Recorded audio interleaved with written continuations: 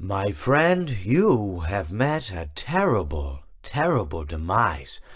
But, I don't feel too bad about it. After all, if it weren't from me, it would have just been from someone else, you know? I guess what I'm trying to say is life goes on.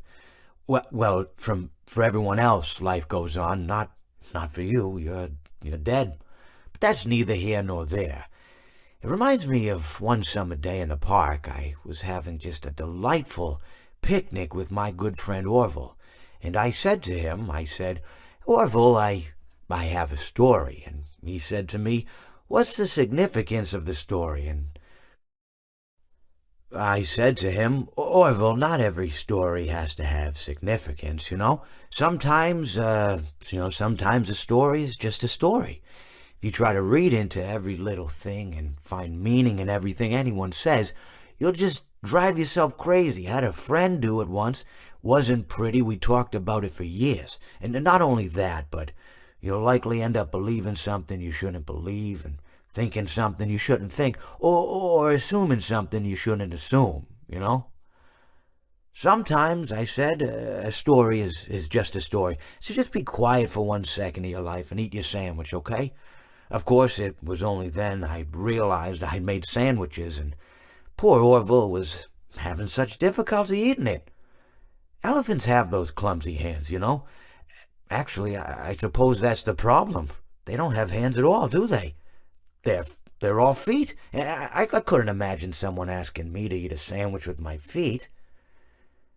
Now, if I recall correctly, there was a bakery nearby. I said to him, Orville, let me go get you some rye bread. Now, I'm unsure if elephants enjoy rye bread, but I assure you that Orville does. Now, this was on a Tuesday, which was good because rye bread was always fresh on Tuesday. They made sourdough bread on Monday and threw it out Wednesday, or rather, they sold it at a discount for people wanting to feed the ducks, and then probably at the end of the day, finally, they threw it all out. I don't recall. I do remember a man who would bring his son to the bakery every Wednesday and then go feed the ducks. He would buy all of the sourdough bread. Of course, you're not supposed to feed the ducks sourdough bread at all. It swells up in their stomach and then they all die. At least that's what I've heard.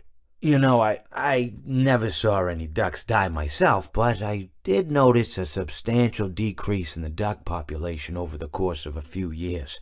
I just never thought to stop the man and tell him that he was killing the ducks by feeding them sourdough bread.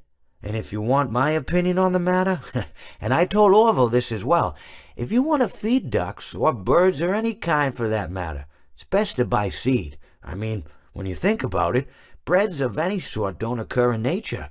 They don't grow on trees or spring up from the bushes. I don't think birds know what to do with bread. What was I saying? Oh, yes. So I bought Orville some rye bread.